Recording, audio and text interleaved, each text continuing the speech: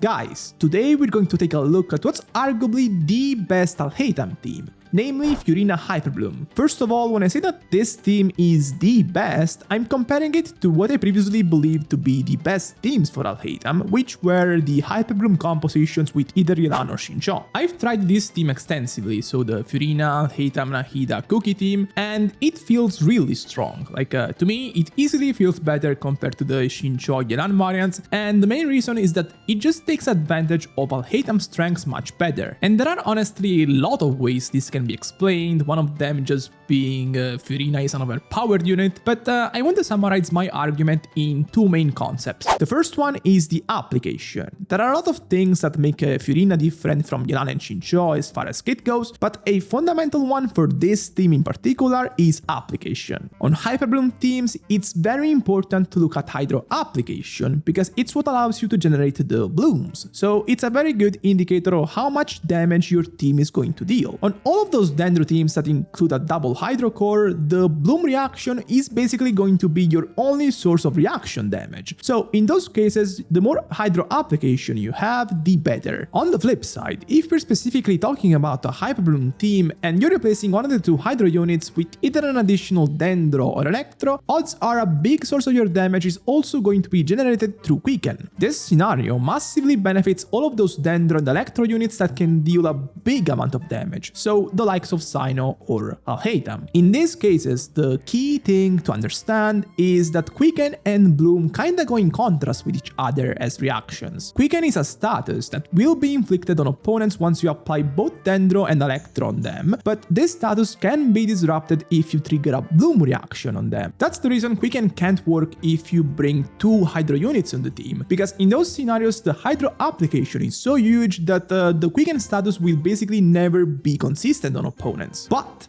something that is very often underrated is that even if you only bring a single Hydro unit on the team that has very frequent Hydro application, if both your Dendro and Electro application aren't also very frequent, the Quicken uptime won't be that consistent on opponents. And this, my friends, is exactly what happens with either Yelan or Xingqiu when they're used on Alhaitham Hyperbloom teams. The big issue here is the Electro application, so the one that's coming from Kuki, a very popular choice for this team. Even at high cost, Kuki just pales in comparison to what Xingqiu and Yelan can do in terms of applying their own element, and this just makes Quicken very inconsistent on these Hyperbloom teams. On the other hand, Furina is much more balanced in this aspect because she has less application than Yelan and Xingqiu do, so she can match with Kuki better if the objective is to maximize the Quicken uptime on your team, which means that in terms of maximizing the damage Alhaitham can do on the team, Furina can do that much better. Maximizing this kind of damage also gives more purpose to damage bonuses, in the sense that both Furina and Yelan provide damage bonuses for Alhaitham, but Furina's are just much more meaningful because in Alhaitham Furina teams, the Quicken uptime is more consistent, so his damage is higher, and so the damage bonuses are more important. But the obvious trade-off is that on the Furina team, you're getting relatively fewer Hyperblooms than you're getting on the Yelan and Xingqiu teams, so you're getting less damage from that source, apparently. This seems bad, but actually it's not really an issue because of the second thing I'm going to talk about, which is uptime. But before I explain it, let me remind you all to subscribe to my channel if you haven't done it yet, because it really helps me notice your support. Shortly put, Furina is an elemental skill that will be able to apply Hydro for around 30 seconds a rotation. This is very good for a character like Alhaitham that can play in those kinds of long rotations and fully take advantage of the elemental skill duration that way. This is how Alhaitham is commonly used on Quicken teams, so the famous split rotations where you play Alhaitham as a quick swap carry. So the scenarios where you have two damage windows with Alhaitham, one where you go in with this elemental skill and then plunge to get the 3 mirror procs for 4 seconds, then you go out and you go in with your supports to reapply their abilities, and then you go in again with Alhaitham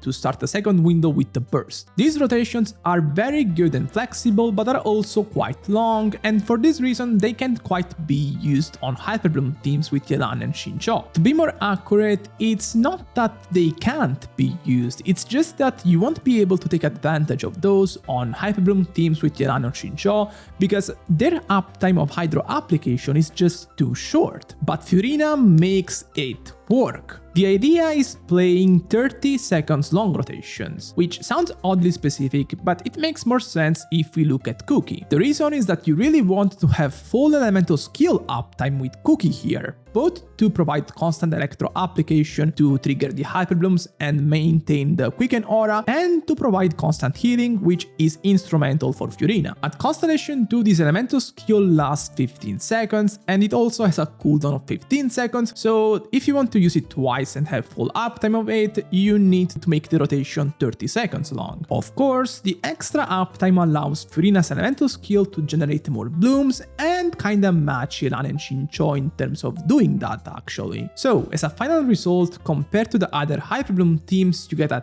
team that gains the benefits the common quicken teams get because of the flexible rotations and the Alhaitham damage, and as a baseline you also get sort of the same amount of hyperblooms, just in a longer rotations, so I would say it's just flat out stronger. And it does feel like it, I played all kinds of Alhaitham variants, but this one feels like the best, conclusively the best. The damage per rotation is just so high since the rotation is so long and you're able to maintain the same level of damage basically all the way through it, and it feels great. A possible downside I'm sure several people would assume is that in some situations Kuki's healing can't be enough to sustain the team, but honestly, it's not that big of an issue. Assuming you're only sustaining light damage from the opponents, the healing Kuki will generate will be enough to keep Furina, Haitham and Nahida above 50% HP. It won't be enough for Kuki because she self-sacrifices HP, but that's fine. I guess in situations where you're facing very dangerous opponents, Kuki's heals might not be enough to sustain the team, but there are possible fixes, like spending 180 wishes to get the Key of Genshin and massively increase her healing. That seems reasonable, honestly.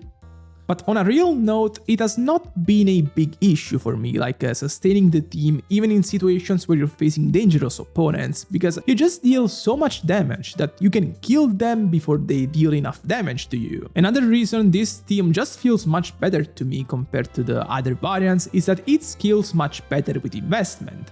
On the other Hyperbloom teams, the Hyperbloom damage itself is so dominant that it's even higher than Alhaitham's personal damage, and this just makes the investment you can make on him through the weapon or constellations or artifacts feel much less important. While on the Furina variant, the damage Alhaitham, Nahida and Furina herself are doing is just relevant enough that if you invest on them, you will feel it in practice. Also, got a few interesting questions under my community post announcement of the Alhaitham guide, one of them coming from Butterfur that is asking about how to build Kuki basically, and I will answer him here because he's my friend. Kidding, he's not my friend.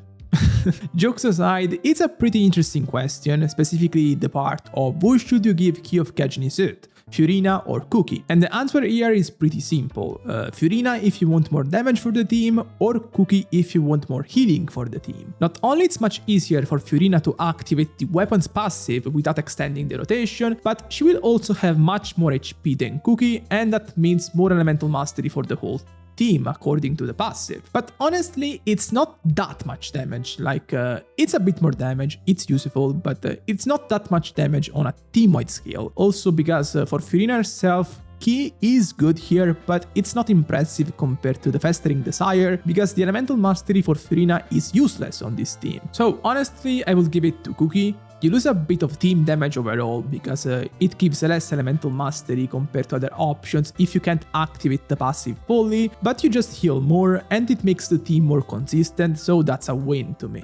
Kuki has a lot of options in terms of weapons really, the Freedom Sword probably being the best one when it comes to maximizing the team damage. She also got a new gacha weapon in Fontaine, the Dockhand Assistant, that gives a lot of HP through the secondary stat, so it's good for healing, and also gives elemental mastery through the passive, although activating it can be a bit tricky, but not impossible at all for Kuki in the rotation. Regarding Kuki's artifacts, it's Paradise Lost all the way. It's just better than the Gilden Dreams in terms of damage, and it's better for the team overall compared to the Instructor set, because the trade-off you get by using the Instructor set of Kuki, so by losing her own damage and increasing the team damage through the elemental mastery bonus on a team-wide scale, is just not worth it from a calculation perspective compared to the the Paradise Lost. I also want to spend a minute on how to build Alhaitham now because he got some new options. Artifacts wise, he got access to the Marashurusei set that he can use with Furina on team. It's definitely pretty good, a very good option, but it doesn't stand out compared to the Gilded Dreams, and it's also harder to build for since with crit rate weapons like a Wolf Fang